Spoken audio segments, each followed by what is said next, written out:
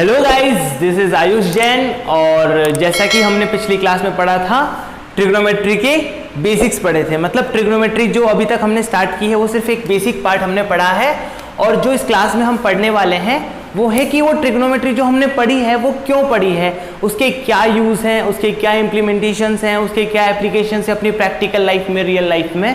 तो वो सारी चीज़ें हम अभी पढ़ने वाले हैं। तो उसके लिए आपको पहला वीडियो देखना पड़ेगा, उसमें बेसिक सारी चीज़ें बताई गई है, जैसे कि ट्रिग्नोमेट्रिक रेशियोज क्या होते हैं, ट्रिग्नोमेट्रिक जो फंक्शंस है वो कौन कौन से होते हैं, उसके अलावा जो टेबल है उसमें बेसिक जो 90 डिग्रीज तक की सारी वैल्यूज थी वो मैंने कवर कर ली है। एंगल मेजरमेंट रेडियन में, डिग्री में, सारी चीज़ें हमने कवर कर ली है।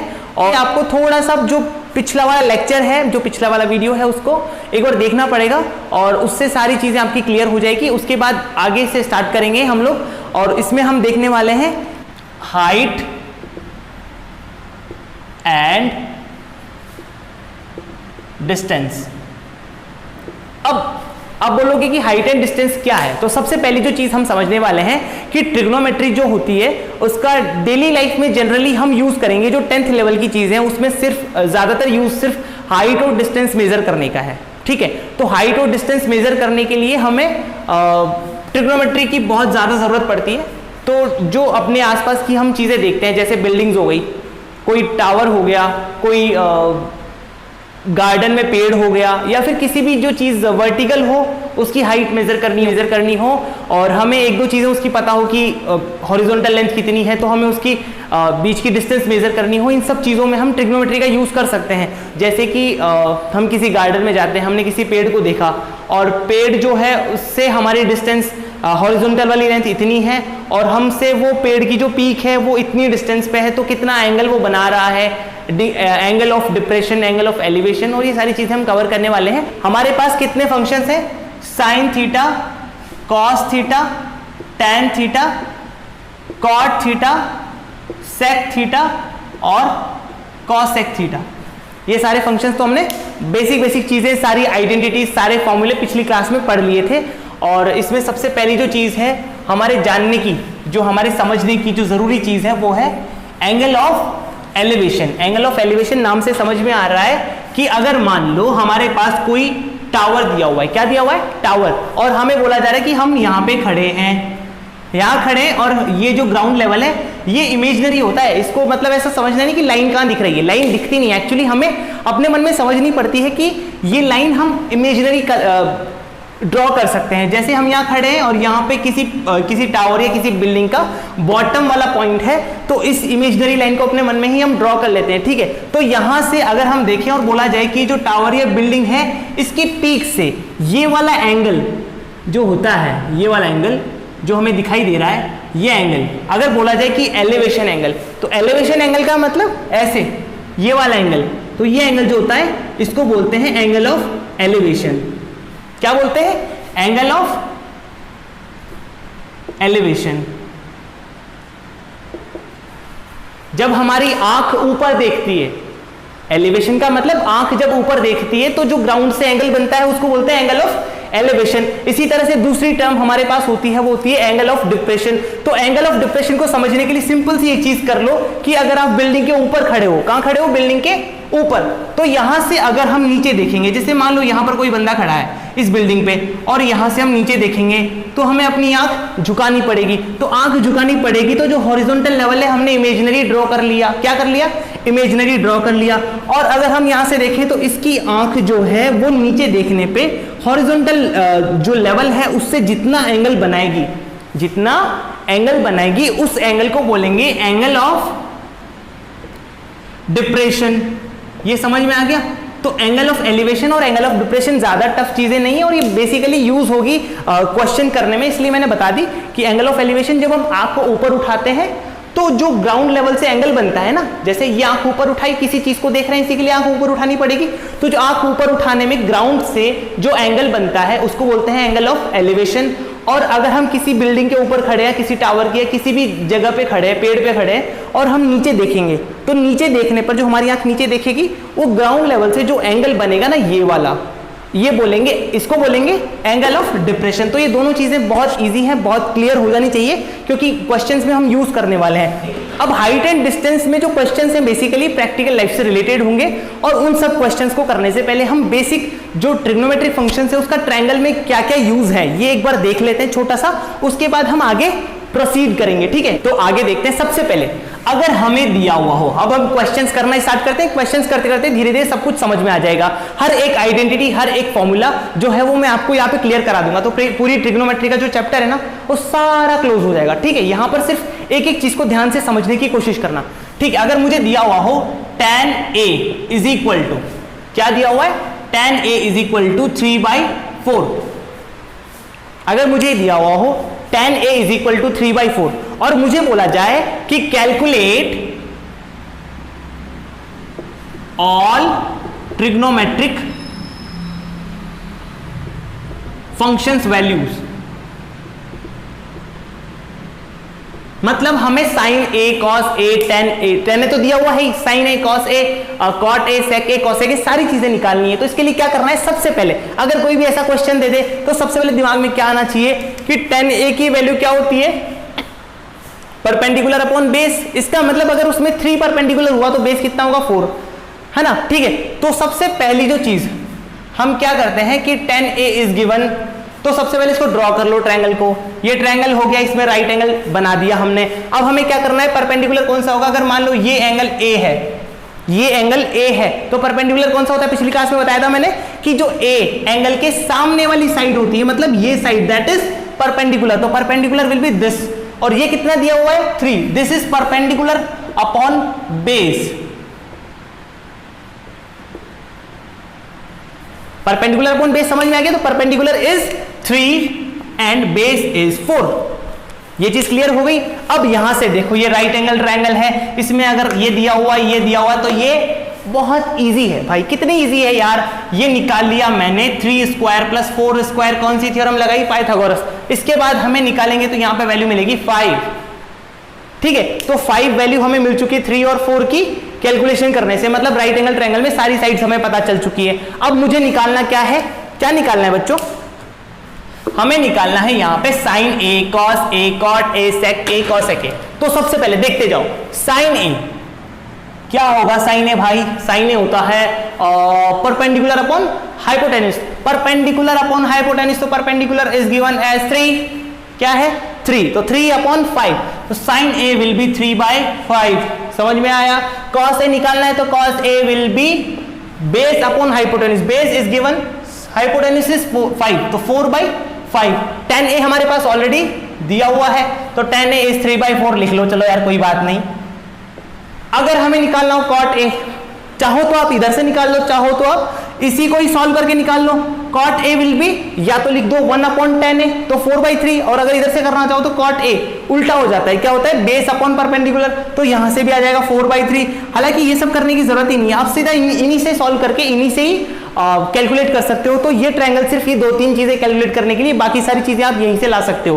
तो sec a क्या होगा, sec a will B 1/cos a। 1/cos a का मतलब इसको उल्टा कर दो तो 5/4। समझ में आया। और उसके बाद आता है cosec a, that will B 1/sin a, that will B 5/3। तो ये सारी चीजें कैलकुलेट करना हमने यहां से सीख लिया। तो ये बेसिक चीजें थी कि अगर मान लो मुझे यहां tan a की जगह अगर कुछ और दिया होता तो क्या करते, जैसे मान लो मुझे दिया होता sin a इज, तो ये इसके लिए तो सारी कैलकुलेट कर ली। अब मान लो अगर मुझे sin a दिया होता 3/5, या फिर लिख लो 4/5, कुछ भी लिख लो, क्या दिक्कत है, 4/5 लिख लो। अगर मुझे 4/5 दिया होता साइन a की वैल्यू, तो क्या करता, ये परपेंडिकुलर होता, ये हाइपोटेन्यूज होता। समझ में आया, क्योंकि साइन a क्या होता है, परपेंडिकुलर अपॉन हाइपोटेन्यूज। तो इसका मतलब ये वैल्यू 4 होती, ये वैल्यू 5 होती, तो 4 5, तो ये कितनी हो जाती, 3। पाइथागोरस से निकाल लेते तो 4 5 3 हो जाती। तो उसके लिए भी सारी चीजें कैलकुलेट कर सकते थे, बहुत ईजी है। इसी तरह से करना है, sine a will be 4/5, cos a will be 3/5, उसमें ये 3 हो जाता, तो ये 3/5 हो जाता। tan a कितना आ जाता, sin a upon cos a 4/3, cot a कितना आता 1/tan a, मतलब 3/4, कितना आता 3/4।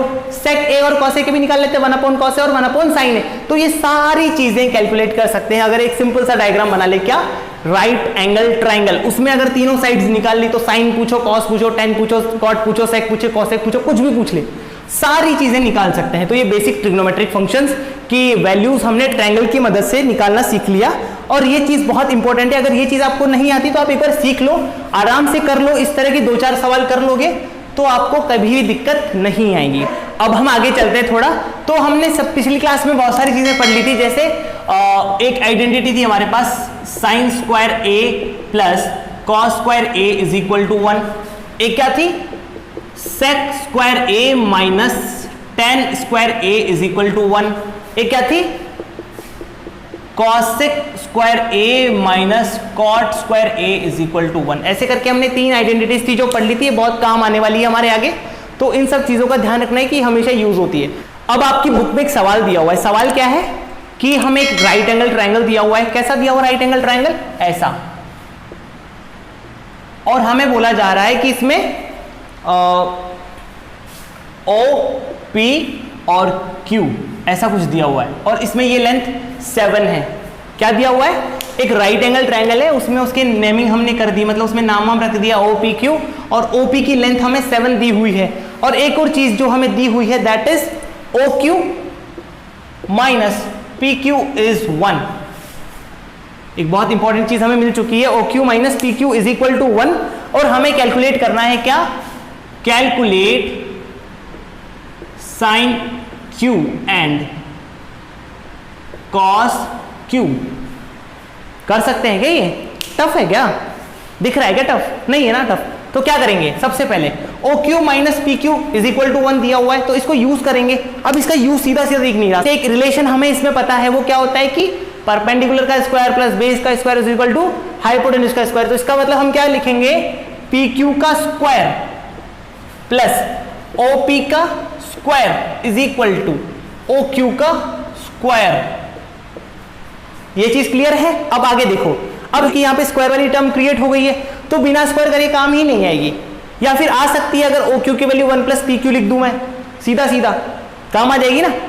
तो ओ क्यू की वैल्यू 1 प्लस पी क्यू लिख दूं, 1 प्लस पी क्यू का whole square is equal to P Q का स्क्वायर प्लस ओ पी का स्क्वायर।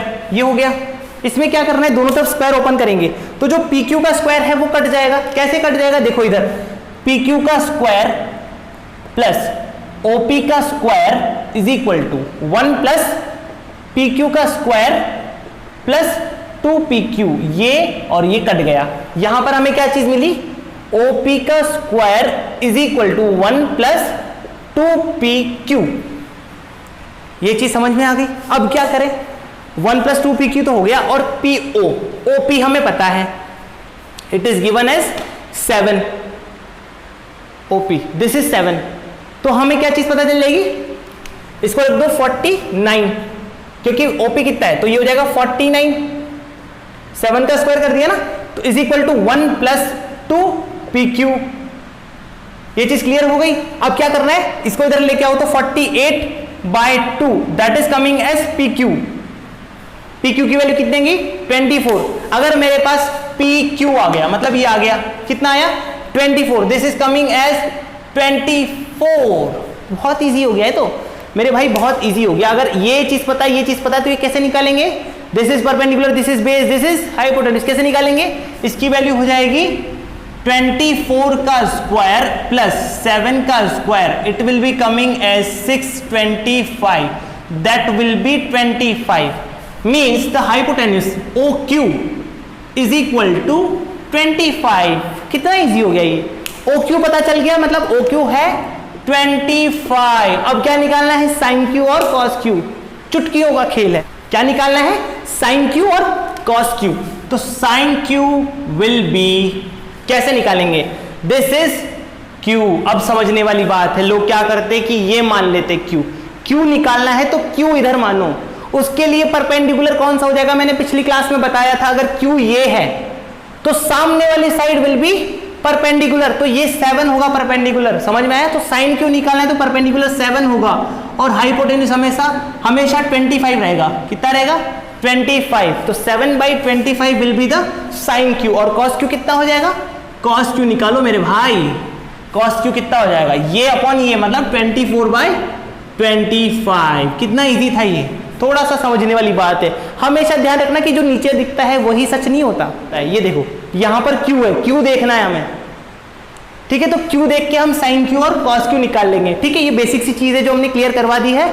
अब हम आगे क्वेश्चन करेंगे। तो अभी तक हमने क्या क्या पढ़ लिया, बेसिक ट्रायंगल के साइड्स मेजर करना, ट्रायंगल की साइड्स को निकाल के फिर साइन और कॉस की वैल्यू निकालना, ये सब छोटी छोटी चीजें पढ़ ली। अब हम आते हैं कि वो आइडेंटिटी जो हमने पढ़ी थी ना, उस सारे वैल्यूज जैसे sine upon cos is equal to tan है, उन सब का भी यूज क्या होता है, तो वो सब चीजें प्रूव करने में काम आती है। तो हम सबसे पहला क्वेश्चन करते हैं प्रूव करने का। क्या प्रूव करेंगे, प्रूव दैट, क्या प्रूव करेंगे, cot a minus cos a upon cot a plus cos a, prove that this is cosec a minus 1 upon cosec a plus 1। अब ये प्रूव करने के लिए भाई साहब बहुत खतरनाक सा दिख रहा है, लेकिन खतरनाक है नहीं। आप चाहो तो इधर से इधर वाला प्रूव कर सकते हो और आप चाहो तो इधर से इधर वाला प्रूव कर सकते हो। तो आप किसी भी तरह से प्रूव कर सकते हो। मैं आपको दोनों तरह से बताऊंगा, ठीक है, दोनों तरह से बताऊंगा ताकि सारी चीजें क्लियर हो जाए। तो सबसे पहले क्या करना है, आपको कोई भी एक चीज पकड़नी। जब भी आपको प्रूव करना हो तो आप चाहे तो LHS पकड़ो, जो भी आपको अच्छा लग रहा है वो पकड़ो। LHS वो पकड़ो, उसको RHS के बराबर प्रूव कर दो, या फिर आप RHS पकड़ो, उसको LHS के इक्वल प्रूव कर दो। तो कुछ कुल मिला के आपका काम हो जाएगा। हम सबसे पहले पकड़ते हैं LHS, मतलब left hand side. Left hand side is given as cot a minus cos a upon cot a plus cos a। ये क्लियर है? तो cot a minus cos a upon cot a plus cos a। अब आपको एक बहुत important सी और बहुत ही basic सी चीज मैं बताता हूं कि जब भी हमें ये प्रूव वगैरह करना हो और हमें cot, sec, cosec और tan ऐसी चीजें दिख जाए, ठीक है, तो जनरली ट्राई करना कि उनको साइन और कॉस में कन्वर्ट करो। बेसिक जो फॉर्म्स है हमारे पास साइन और कॉस, उसमें कन्वर्ट करो ताकि वो बहुत सिंप्लीफाई हो जाती है। कॉट तो साइन और कॉस से मिलकर बना है ना, तो साइन और कॉस इसकी सिंपलेस्ट और इजीएस्ट फॉर्म है। तो सबसे पहले उसमें कन्वर्ट करना सीखो। जैसे कॉट ए को क्या लिखेंगे हम, cos A upon sine A minus cos ए, ऐसे कैसे लिखा हुआ है, अपॉन क्या आएगा, cos A upon sine A plus cos A. Easy है ना भाई यहां तक? अब क्या करना होगा भाई, एलसीएम ले लो। एलसीएम लेंगे तो क्या आएगा, इधर बताओ मेरे को सब, cos A minus sign a cos A. LCM लेना आता है ना यार, कि वो भी बताना पड़ेगा। साइन ए कॉस ए आया, और जो साइन है वो ऐसा कैसा यहां में बच गया, अपॉन, फिर एक बड़ा वाला अपॉन लगेगा, बड़ा वाला अपॉन, बहुत बड़ा वाला, उसमें क्या आएगा, cos A plus sign a cos ए, और फिर नीचे क्या आएगा, साइन ए। दिख रहा है ना सबको, ये यहां पर ये आ रहा है, ये समझ में आ गया। अब हमें क्या करना है, हमें थोड़ा सा इसको सिंप्लीफाई करके देखना है। सिंप्लीफाई करके देखने पर क्या होगा, जो साइन है और साइन है ही कट जाएगा। समझ में आया? क्योंकि जब हम इसको ऊपर लेंगे तो साइन है और साइन है कट जाएगा। तो हमारे पास क्या बनेगा, इसको ऊपर लिख लेते हैं, यहां पे क्या बनेगा, cos A minus sign a cos A upon cos A plus sign a cos ए। ये चीज क्लियर हो गई। अब हमें क्या करना है, ये लाना है। तो इसको लाने के लिए एक बार थोड़ा सा देखना पड़ेगा कि क्या लाते हैं, क्या करना होगा। हम थोड़ा सा दिमाग लगाएंगे। Cos A minus sign a cos A upon cos A plus sign a cos ए। ऊपर से देखो कॉस ए कॉमन आ रहा है, क्या आ रहा है ना, कॉस ए कॉमन निकाल लो। नीचे से भी कॉस ए कॉमन आ रहा है क्या, तो नीचे से भी आ रहा है ऊपर से भी आ रहा है, तो कट जाएगा। समझ में आ गया? तो ऊपर से नीचे से कॉस ए कॉमन आएगा, तो कॉस ए कॉमन आया तो आएगा 1 माइनस साइन ए अपॉन, नीचे से भी कॉस ए कॉमन, तो ये कॉस ए इधर आया, 1 प्लस साइन ए, खत्म। कॉस ए कट गया, 1 minus sign a upon 1 plus sign ए बचा। अब मुझे जो आंसर चाहिए वो कॉसेक में चाहिए, तो उसके लिए क्या करो, साइन ए को चेंज कर दो कॉसेक ए में। कैसे करेंगे, क्योंकि हमें चाहिए उसमें, कॉसेक में चाहिए। आरएचएस जो हमारे पास है वो कॉसेक में है, तो उसके लिए साइन ए को चेंज करो। साइन ए को चेंज कैसे करेंगे, 1 माइनस 1 अपॉन कॉसेक ए कर दिया, अपॉन 1 प्लस 1 अपॉन कॉसेक ए। यहां तक क्लियर हो गया ना? अब आप थोड़ा सा देखो, दिमाग लगाओ कि अब आगे क्या आएगा। आगे जो आएगा वो बहुत अच्छा सा लगेगा हमें। क्यों? क्योंकि हमारा जो आंसर है अब वो आने वाला है। क्या आएगा यहां से? कॉसेक ए, देखो एक बार, cosec a -1 upon cosec a, यही बनेगा ना। फिर बड़ा वाला अपॉन, फिर क्या बनेगा? कॉसेक ए +1 अपॉन फिर कॉसेक ए, बन गया। अब क्या होगा, जब मैं इसको सिंप्लीफाई करूंगा तो ये दोनों कट जाएगा। ये जब दोनों कट जाएंगे तो क्या बचेगा? Cosec a -1 upon cosec a +1। क्या यही दिख रहा है? क्या दिख रहा है ना? तो जादू से सारा सवाल हो गया आराम से, समझ में आया? तुम्हारे पास फाइनली क्या बचेगा? Cosec a -1 upon cosec a +1। Clear हो गया ना? तो ये सारी चीजें हो गई कि हमने LHS उठाया, cot A minus cos A, cot A plus cos A, cot A को लिखा कॉस ए अपॉन साइन ए। जब एलसीएम लेके सॉल्व किया तो ये आया। इसके बाद हमने क्या किया, जब एलसीएम लेके सॉल्व करने के बाद आगे बढ़े तो जो साइन ए कॉस ए आया था उसमें से कॉस ए कॉमन निकाल लिया। कॉस ए कॉमन निकाला तो 1 माइनस साइन ए बचा, 1 प्लस साइन ए बचा। अब मुझे आंसर लाना है कॉस ए की टर्म्स में, तो जो साइन ए है उसको लिख दिया हमने 1 अपॉन कॉस ए के। उसके बाद जब हमने एलसीएम लेके थोड़ा बहुत ऊपर नीचे किया तो हमको सीधा आंसर मिल गया। और आंसर विल बी, आंसर मतलब जो मैं प्रूव करना है वो मिल गया ना, cosec a -1 upon cosec a +1। तो ये तो हो गया प्रूव, मतलब प्रूफ का पहला तरीका। कैसे? एलएचएस को उठाया, उसको आरएचएस के इक्वल प्रूव कर दिया।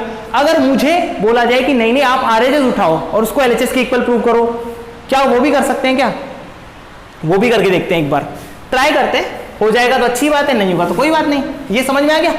एक बार देख लो इसको अच्छे से। तो ये था हमारे पास LHS, ये था RHS, ये क्वेश्चन में दिया हुआ था।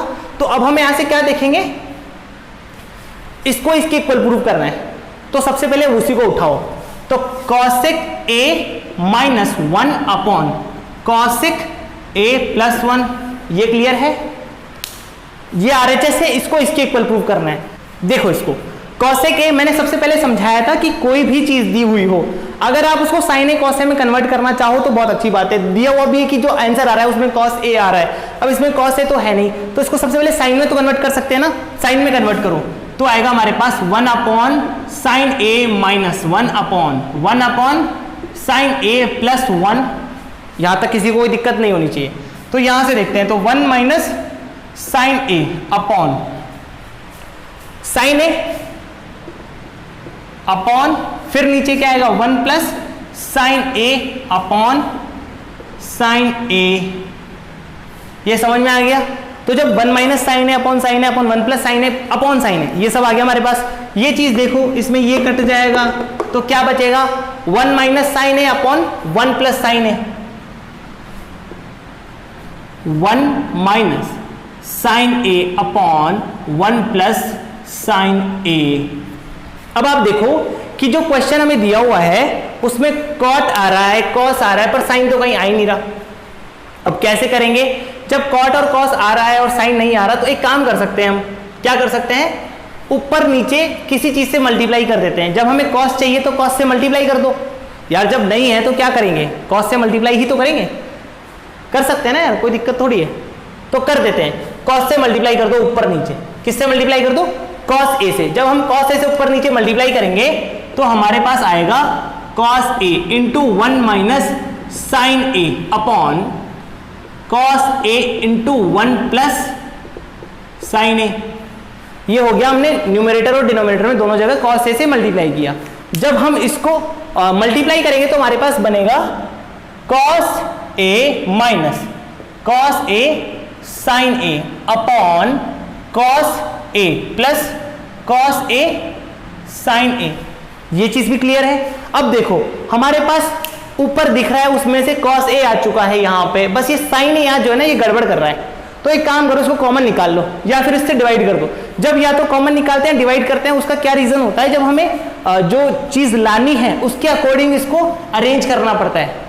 ये चीज आपको धीरे धीरे प्रैक्टिस से आ जाएगी। ये चीज आपको दिख जाएगी कि cos a और sin a यहाँ पर लिखा हुआ है, तो sin a कॉमन ले लो या फिर इससे डिवाइड कर दो। तो जब यह कॉमन लेंगे या डिवाइड करेंगे तो sin a बाहर आ जाएगा। क्या आ जाएगा? sin a बाहर। और यहाँ पे अगर मैं डिवाइड करूंगा तो भी वही बात है, तो डिवाइड करना ज्यादा बेटर रहेगा ताकि उससे ज्यादा अच्छे से क्लियर हो जाएगा। तो हमारे पास क्या आएगा? cos a minus cos a sin a upon sine a, फिर नीचे क्या करेंगे, साइन ए से डिवाइड करेंगे, तो क्या आएगा cos A plus cos a sine a upon sine ए। एक बार देख लो इस चीज को अच्छे से, ये क्लियर हो जानी चाहिए, इस चीज में ज्यादा दिक्कत नहीं होनी चाहिए। इसको देखो एक बार और इनको अलग अलग कर दो, अलग अलग करेंगे तो कॉस ए अपॉन साइन ए क्या बनेगा, कॉट ए। तो ये तो था हमें लाना है, मतलब ये है LHS, इसके इक्वल प्रूव करना है इस चीज को, ये समझ में आ गया। तो जब हम देखेंगे यहाँ पे तो आएगा cot a cos A upon sine ए, जब मैं इसको डिवाइड करूंगा तो कॉस ए बचेगा, साइन ए कट जाएगा, तो सिर्फ कॉस ए अपॉन, आगे देखो cos A upon sine a will be cot A plus cos a sine a upon sine a that will be cos a. तो ये क्या आया हमारे पास, this is coming as cot A minus cos A upon cot A plus cos a. तो ये जो दोनों चीजें हैं RHS से हमने LHS प्रूव किया, तो ये था LHS और LHS से RHS हम पहले प्रूव कर चुके हैं, तो ये दोनों चीजें क्लियर हो गई होगी माइंड में, ये बहुत इंपॉर्टेंट है। और ऐसी छोटी छोटी चीजों से हम पूरा सवाल सॉल्व कर सकते हैं, तो ये बहुत ज्यादा टफ नहीं है, इजी है, बेसिक है, तो ये सारी चीजें आपकी क्लियर हो जानी चाहिए। ठीक है, तो यहां तक हमने क्लियर कर लिया, आइडेंटिटी से हमने प्रूव करना सीख लिया, छोटे छोटे एंगल को मेजर करना सीख लिया, और sine a cos a tan a cot a sec a cos a सब निकालना सीख लिया। अब थोड़ा सा आगे बढ़ते हैं, अब एक्चुअल में जो रियल लाइफ इंप्लीमेंटेशन है ना वो अब आएगा। ठीक है, तो वो वाला पार्ट स्टार्ट करेगा, ठीक है वो स्टार्ट करते हैं। तो उसके लिए लिखो heading height and distances. Height and distances का मतलब ऊंचाई और दूरी, मतलब किसी भी लेंथ को मेजर करना हो, कोई भी वर्टिकल खड़ी है उसकी, और कोई भी ऐसे मतलब हॉरिजॉन्टल लेंथ को मेजर करना हो, तो ट्रिग्नोमेट्री और ट्रायंगल वगैरह का यूज होता है, जरूरी सब जगह होता है। ठीक है जनरली। तो सबसे पहले हम इसमें क्वेश्चन करते हैं। क्वेश्चन करने से पहले एक चीज बता देता हूं मैं आपको, हम जो भी चीज करने वाले हैं यहाँ पे, उसमें हमें एक रियल लाइफ एग्जांपल दिखाई देगा, उसको हमें ट्रायंगल में कन्वर्ट करना है, क्योंकि हम ट्रिग्नोमेट्री पढ़ रहे हैं, तो ट्रिग्नोमेट्री की मदद से सॉल्व करने के लिए जो भी रियल लाइफ एग्जांपल होगा उसको ट्रायंगल में कन्वर्ट करना है। उसमें 3 साइड होती है ट्रायंगल में, तो 3 में से 1 या 2 साइड हमें पता होगी, या तो एक साइड और एक एंगल पता होगा। उसके अलावा हमें पता है क्योंकि वर्टिकल खड़ी होती है इसलिए एक एंगल तो 90 डिग्री होगा ही होगा, और एक दूसरा एंगल हमें दिया हुआ होगा क्वेश्चन में। अगर एंगल नहीं दिया होगा तो क्या दिया हुआ होगा, हमें 2 साइड दी हुई होगी। ठीक है, तो उससे एंगल निकाल सकते हैं, और अगर एक एंगल और एक साइड दी हुई हो तो दूसरी साइड निकाल सकते हैं। ऐसे करके पूरा ट्रायंगल सॉल्व करना है। तो जो भी रियल लाइफ एग्जांपल होगा उसको सबसे पहले ट्रायंगल में कन्वर्ट करो, और फिर उसको उसी के साथ उसको वैसे ही ट्रीट करो जैसे अब अभी तक हम ट्रायंगल को कर रहे थे, पाइथागोरस वगैरह लगा के और sign theta cos theta value वगैरह लिख के सारी चीजें जो सॉल्व करना था वैसे ही करना है। इसलिए सबसे पहला क्वेश्चन जो है वो ये है कि एक सर्कस वाला बंदा है। क्या है, सर्कस। सर्कस तो आपने देखा ही होगा। तो सर्कस वाला बंदा जो है ना वो किस पे चढ़ रहा है, एक रस्सी पे चढ़ रहा है। एक पोल हमारे पास है, एक पोल को वर्टिकल बना दो। ठीक है, पोल को बनाया वर्टिकल, और एक रस्सी है। किस तरह की रस्सी है, रस्सी कैसे होती है जनरली ऐसे, ये बना दी। अब वो बंदा चढ़ रहा है यहाँ पे, इस पे चढ़ रहा है। अब ये जो है ये ग्राउंड है, तो ये हमने इमेजिनरी ड्रॉ कर लिया। ठीक है, तो अब हम यहाँ क्या देखते हैं कि ये जो सर्कस वाला बंदा है ये इस पे चढ़ रहा है, और चढ़ रहा है तो दिया हुआ है क्वेश्चन में कि circus person is climbing on this string, और ये जो रोप है, मतलब स्ट्रिंग या रोप कुछ भी बोल दो, इस पे चढ़ रहा है, तो इसकी लेंथ दी हुई है। Length is given as 20 metre, इसकी लेंथ दी हुई है। मतलब हमें एक तरह से सोच लो मन में, यार ये तो वैसे ही करना है, मतलब हाइपोटेन्यूज इज गिवन इज 20, और इसके अलावा एक जो चीज हमारे पास है कि वर्टिकल है, इसका मतलब ये 90 डिग्री एंगल होगा, क्योंकि पोल तो ऐसे ही खड़ा होता है ना सीधा। तो पोल की हाइट अभी तक पता नहीं, लेकिन ये रोप की जो लेंथ है वो हमें पता चल गई है। और ये भी दिया हुआ है क्वेश्चन में कि जो इसका टॉप होगा उससे इस पर्टिकुलर पर्सन का जो बॉटम है, मतलब इस वाले पॉइंट पे जो एंगल हमने देखा, जो इसका एलिवेशन एंगल होता है, angle of elevation, that is given as 30 degree. कितना दिया हुआ है, 30। अब हमें क्या फाइंड करना है, एक तो इस पर्टिकुलर पोल की हाइट क्या होगी, हाइट फाइंड करना है। तो हाइट फाइंड करने के लिए इसको मान लेते हैं h, पता नहीं क्या है, कुछ भी मान लिया, h मान लो, x मान लो, y मान लो, p मान लो, t मान लो, q मान लो, कुछ मान लो। ठीक है, अब हमें यहाँ पे देखना है कि 20 hypotenuse is given, perpendicular is given, angle is given. अब आप देखो सिंपली निकालने को तो हम किसी भी चीज से इसको निकाल सकते हैं, निकालने के 100 तरीके। लेकिन एक तरीका जो सबसे सिंपल है वो है कि साइन थीटा लगा दो, क्योंकि हमें परपेंडिकुलर निकालना है, हाइपोटेन्यूज पता है, एंगल पता है। तो तीन चीजें यूज होती है, किसमें यूज होती है? Sine 30 is equal to h upon 20। ठीक है, तो यहां से साइन 30 की वैल्यू क्या होती है? हमने टेबल में पढ़ा था, साइन 30 इज 1/2। साइन 30 1/2 होता है, तो इसको इधर रख दो। 1/2 इज इक्वल टू h/20। तो h की वैल्यू कितनी आएगी मेरे भाई? h की वैल्यू आएगी 10 मीटर। समझ में आया या नहीं आया? h की वैल्यू आ गई 10 मीटर। अगर चाहो तो इसको कॉस से भी कर सकते हो। अब कॉस से करने के लिए आपको क्या चाहिए? ये अब ये आपके पास है नहीं, आप निकाल सकते हो इसको। ये हाइपोटेन्यूज है, ये हमने मान लिया है, तो इसी की टर्म्स में आ जाएगी इसकी वैल्यू।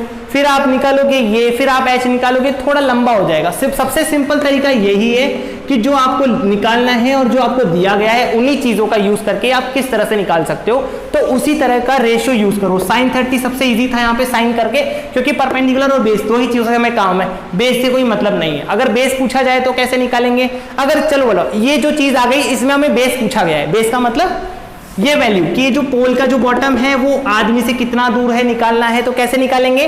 बेस और ये इन दोनों चीजों को यूज कर लो, या फिर इसको यूज कर लो, दोनों से आ जाएगा। 10 जो थीटा यूज करूंगा उससे क्या आएगा हमारे पास? दोनों तरीके से अपन एक बार निकाल के देखते हैं, दोनों तरीकों से आ जाएगा। मतलब अगर मैं ये मान लो, इसको x मान लो, अभी जो क्वेश्चन था वो क्लियर हो गया। अब आगे से हम थोड़ा एक्स्ट्रा कर रहे हैं कि अगर मुझे पूछा जाए कि पोल के बॉटम से इस पर्टिकुलर बंदे की डिस्टेंस कितनी होगी, कैसे निकालेंगे? इस बंदे को यहीं रखो, इस बॉटम को यहीं रखो, मान लो ये x है, h हमें पता चल चुका है कितना है? 10 मीटर, तो इसको 10 लिख दो यहाँ पे। अब आप चाहो तो इन दोनों का यूज करके 10 से कर लो, आप चाहो तो इन दोनों का यूज करके cos से कर लो, और आप चाहो तो cot से कर लो, आप चाहो तो cos x से कर लो, आप चाहो तो sec से कर लो, किसी से भी कर लो। आंसर लाना है हमें, x की वैल्यू निकालनी है। तो आप सबसे पहले करके देखो 10 से करके देखेंगे तो क्या आएगा? tan 30 is equal to, tan 30 का मतलब perpendicular upon base, that is 10 upon x। tan 30 की वैल्यू पिछली क्लास में बताई थी 1/√3 होती है, तो 1 upon √3 is equal to 10/x। This implies x is equal to 10√3। It is coming 10√3, मतलब जो डिस्टेंस है वो आ रही है 10√3 मीटर। अब आप बोल रहे हो कि सर ऐसा थोड़ी होता है, आपने तो इससे करके दिखा दिया, हमें तो साइन से करके दिखाओ। अगर आप साइन से करके देखोगे तो भी सेम आएगा। उसका क्या रीजन है? क्योंकि ये मैथ्स है, यहां पर आप तरीका ये लगाओ चाहे वो लगाओ, आंसर हमेशा सेम आएगा।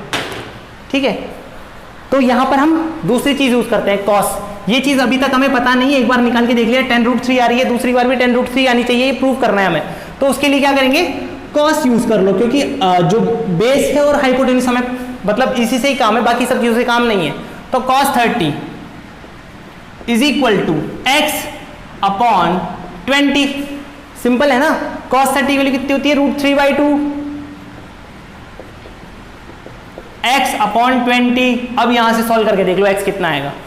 x की वैल्यू आ रही है 10√3, निकाल के देख लो मेरे भाई, इट इज कमिंग 10√3 मीटर। आप किधर से भी कर लो, आप चाहे cot लगा लो, आप चाहे sec लगा लो, कुछ भी लगा लो, आंसर आना यही। 10√3 is coming as the bottom, the distance from bottom of the pole to the person, that is coming as 10√3 metre. ये बहुत इजी सा सवाल है, आपके क्लियर हो जाना चाहिए। ठीक है, देख लो इसको। तो एक बहुत ही बेसिक सा, बहुत ही लल्लू सा, लड्डू सा, हलवा सा क्वेश्चन हमने कर लिया। अब आगे थोड़ा सा लेवल बढ़ाते हैं। लेवल बढ़ाना जरूरी है ना मेरे भाई। लेवल बढ़ाने के लिए क्या करेंगे? अब थोड़ा सा हम गार्डन के अंदर चलेंगे। ठीक है, हम गए एक गार्डन में, एक पार्क में, एक बगीचे में गए, और वहां जाके हमने देखा कि बहुत तेज आंधी चल रही है, बहुत तेज तूफान आ रहा है, बहुत तेज हवा चल रही है, और अचानक क्या हुआ? एक पेड़ टूट के गिर गया। कैसे गिर गया? मान लो हमने एक पेड़ बनाया और वो टूट के गिर गया। टूट के गिरने के बाद क्या होता है? वो कुछ इस तरह से गिरा, ऐसे खड़ा था, ऐसे गिर गया। ठीक है, तो अब हम इसको फील करते हैं। मान लो कि ये पेड़ है, ये बीच से टूट के गिर गया। टूट के गिरा कैसे? ऐसे, जो ये पार्ट है वो नीचे आ गया। समझ में आया? ठीक है, कुल मिला के जो एग्जामिनर है वो क्या चाहता है कि आप इससे क्वेश्चन सॉल्व करो। हम तो इसको फील करने में रह गए, इससे क्वेश्चन सॉल्व करना है ना। तो क्वेश्चन कैसे सॉल्व करेंगे? हमें बोला जा रहा है कि जब हम एक गार्डन में गए तो आंधी चली, एक पेड़ टूट के नीचे गिर गया, पेड़ टूट के नीचे गिरा तो कैसा दिख रहा था, ये जो है ये ऐसा दिख रहा था, ठीक है, ये समझ में आ गया, ये पेड़ टूट के नीचे गिर गया। अब हमें बोला जा रहा है कि ये जो पेड़ टूट के नीचे गिरा तो उसमें भी उसने एंगल मेजर कर लिया, मतलब देखो कितना शातिर आदमी है कि इसने एंगल मेजर करके बता दिया कि ये 30 डिग्री एंगल आ रहा है, कि जो इसका ये पॉइंट जहां पे गिरा ना वहां से अगर मैं इसको एक राइट एंगल ट्रायंगल मानूं तो ये 30 डिग्री एंगल दिखा रहा है। और जो बचा हुआ पार्ट है उसकी हाइट हमें दे दी मान लो 10 मीटर। हमें बोला है कि पेड़ की पूरी ऊंचाई या पूरी लेंथ हमें नहीं पता, बट जितना पेड़ टूट के गिरा वो उस ग्राउंड से उस पर्टिकुलर टाइप में 30 डिग्री एंगल बना रहा है। कुल मिला के समझ में आ गया। और जो लेंथ बची हुई है पेड़ की वो हाइट 10 मीटर है। अब बताओ कि टोटल लेंथ कितनी होगी पेड़ की। क्या पूछ रहा है? Total length of the tree that should be calculated. ठीक है, तो उसके लिए हमें क्या करना होगा, हमें सबसे पहले ये जो दिख रहा है तो सिंपल सी चीजें समझ में आ गई। अब इसको कैसे सॉल्व करना है? मैथमेटिकली। मैथमेटिकल से सॉल्व करने के लिए हमें सबसे पहले राइट एंगल ट्रायंगल बनाना पड़ेगा। तो ये जो टूटा हुआ पार्ट है ये ऐसे कैसे ही खड़ा रह गया अपनी जगह पे, ये हिला ही नहीं। और जो पार्ट टूटा ना उसको हमने थोड़ा सा बना दिया हल्का सा ऐसे करके। और जो टूटा हुआ पार्ट है वो किस तरह से दिख रहा है? बहुत ही भयानक सा दिख रहा है, पर ये इस एंगल में 30 डिग्री ये एंगल हमें दिखा रहा है। और हमें जो दिया हुआ है कि जो टूटा हुआ पार्ट है ना उसकी वैल्यू 10 मीटर दी हुई है। समझ में आ गई? तो ये 10 मीटर है। हमें बोला जा रहा है कि total length of the tree calculate करो। टोटल लेंथ इसका मतलब हमें ये लेंथ भी निकाल लेंगे तो इसको सीधा खड़ा कर देंगे तो ये वापस ऐसे खड़ा हो जाएगा, लेकिन ये खड़ा तो हो नहीं सकता। तो हम क्या कहते हैं, इसको इसी रूप में इसकी लेंथ निकाल लेते हैं। तो मान लेते हैं कि इसकी लेंथ x है। अब आप मुझे बताओ कि ये लेंथ कैसे निकालेंगे। आपको किस किस चीज से मतलब है? इससे मतलब और एंगल से मतलब। जब परपेंडिकुलर से मतलब है और हाइपोटेन्यूज से मतलब है और एंगल से मतलब है तो कौन सा यूज करेंगे? Sine theta. Sine 30 is equal to perpendicular upon hypotenuse, that will be coming as 10/x। समझ में आया? 10/x आ गया हमारे पास। तो साइन 30 की वैल्यू कितनी होती है? 1/2 और 1 ये आ गया 10/x। तो x की वैल्यू यहां से आ जाएगी 20 मीटर। समझ में आया? इसका मतलब 20 मीटर ये है, 10 मीटर पहले से था। तो टोटल लेंथ कितनी हुई पेड़ की मेरे भाई? 30 मीटर। तो अगर मैं इस पेड़ को पूरा दोबारा बनाऊं तो इसको खड़ा करने में हमें पता चलेगा कि जो पेड़ है इसकी जो हाइट है वो आ रही है 30 मीटर। समझ में आ गया?